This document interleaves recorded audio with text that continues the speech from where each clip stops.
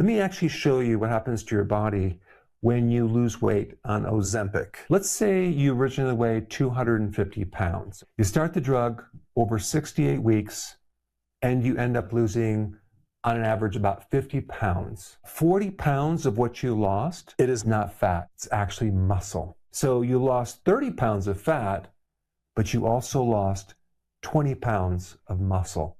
And when you lose 20 pounds of muscle, you haven't gotten smaller. You've essentially downgraded your V8 engine to a lawnmower engine. So after 68 weeks, you stop the drug.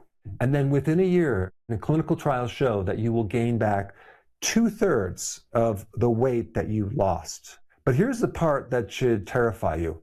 What comes back is nearly all fat. The muscle does not come back. You're 233 pounds.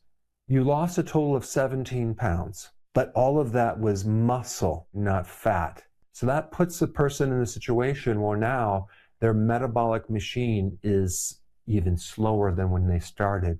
And this is why they will tell you that you have to be on this for the rest of your life at $1,000 a month. Ozempic is actually hijacking a system that you already have in your body that should be working, but it's not because it's dysfunctional.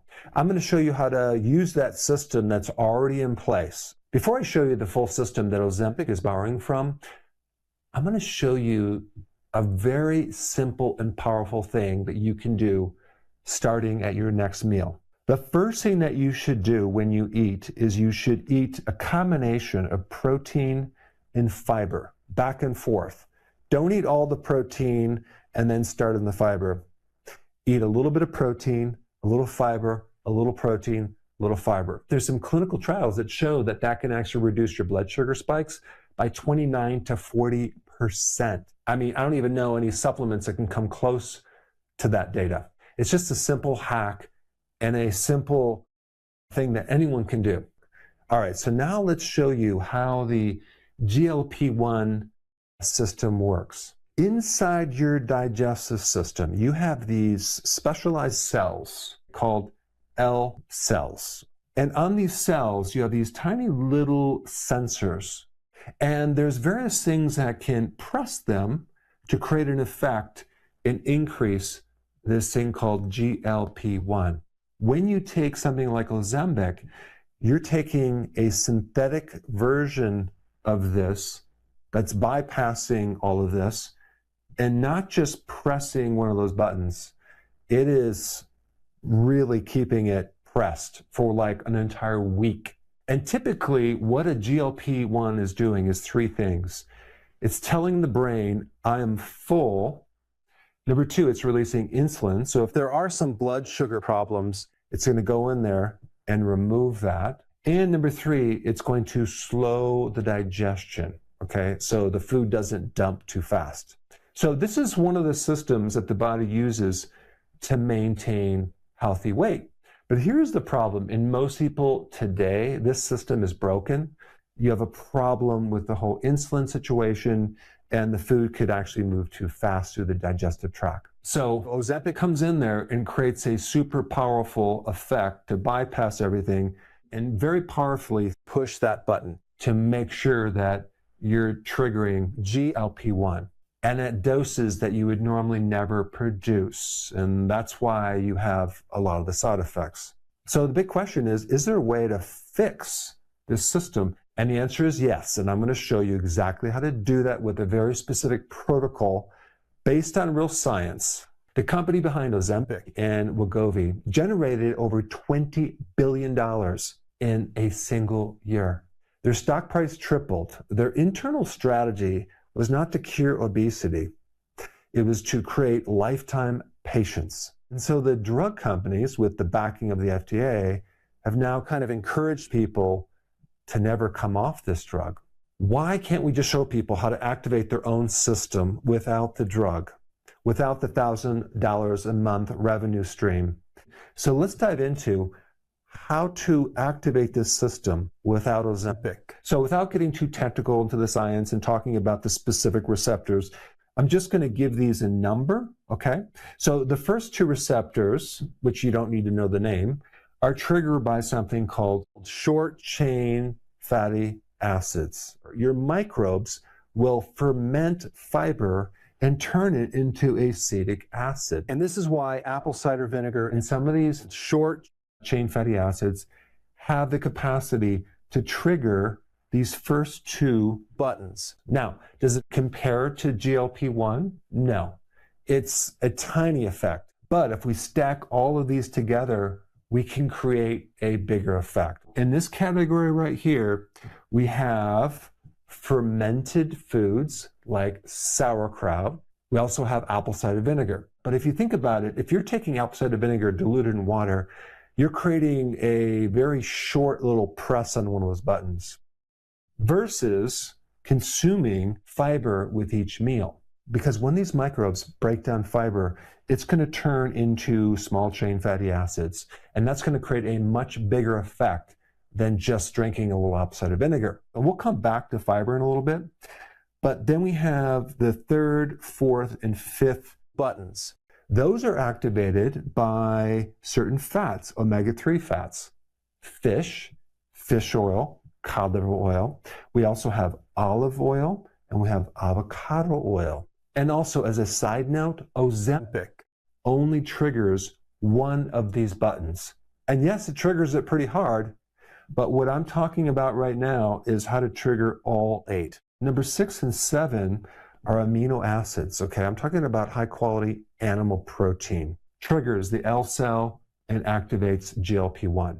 And that's why protein is one of the most satisfying macronutrients, because it triggers this right here. Bile salts activate GLP-1.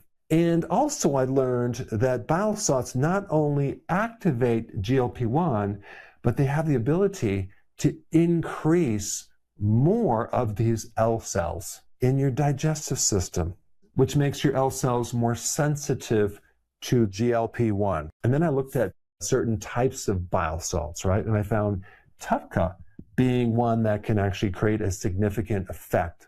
And I'm not saying that you have to take bile salts, but if you were to take TUFCA or bile salts, make sure you take this with a meal to help activate it. All right, now let's talk about the specific fiber you would need to make more of these short-chain fatty acids. Could you make these short-chain fatty acids with a salad?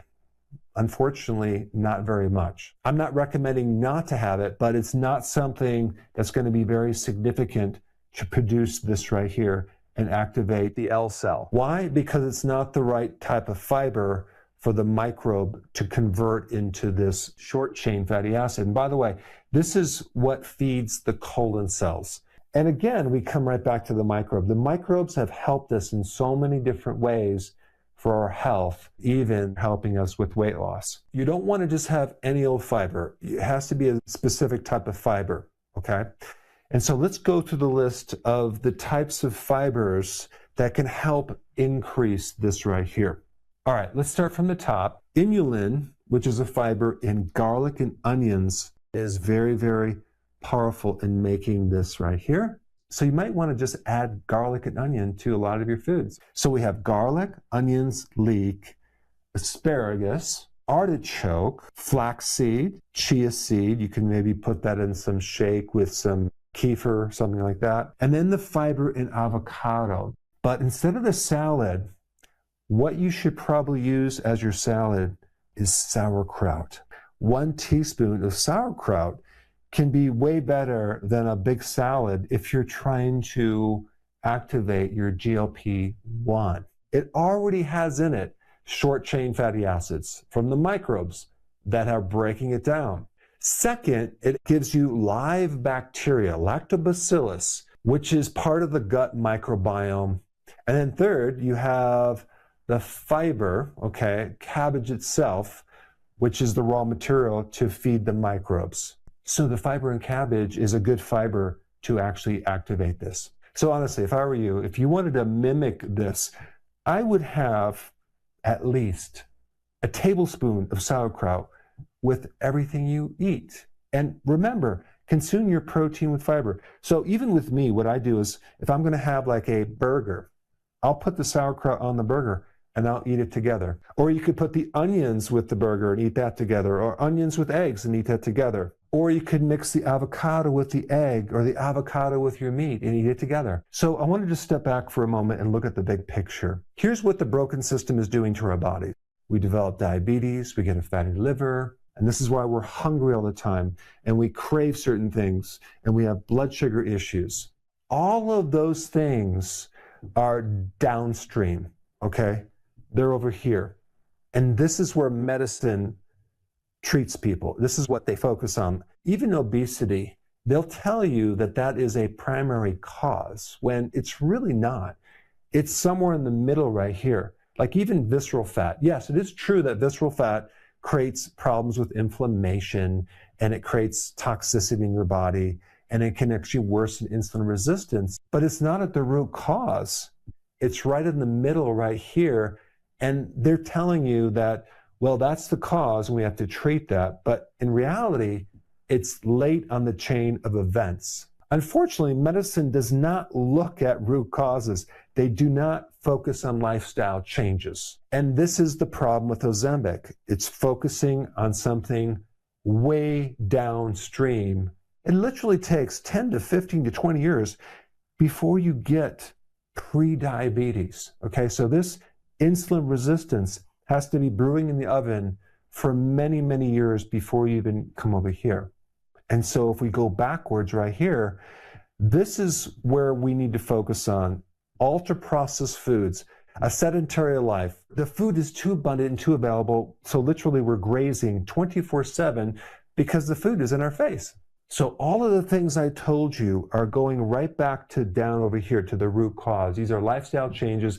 Anyone can do this. It's going to actually help you reestablish these L cells and can create a huge impact. But with a couple additional things I'm going to show you, it can be significant. And on top of that, you won't lose your muscle and you don't have to take a drug and there won't be side effects. So let's just kind of go through the list.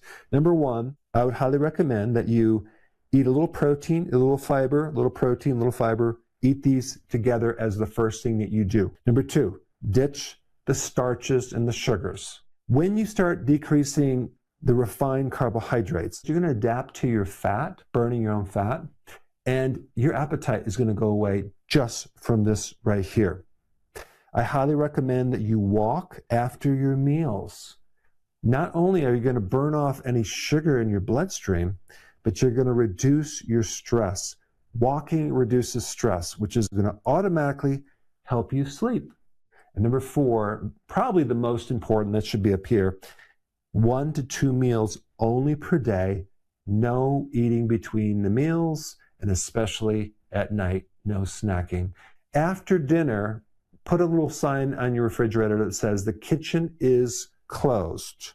And lastly, if you're ready, introduce weight training. Weight training is the absolute best way to preserve muscle mass as you age. Realize that your muscle is a metabolic machine. It's your metabolism. If you have good muscles and enough muscles without atrophy, your metabolism will be much healthier, especially as you age. And so many people lose muscle mass and then they start developing more fat ratio. So now that you have these basics, I have a lot more details about intermittent fasting in this video right here. Very important, check it out.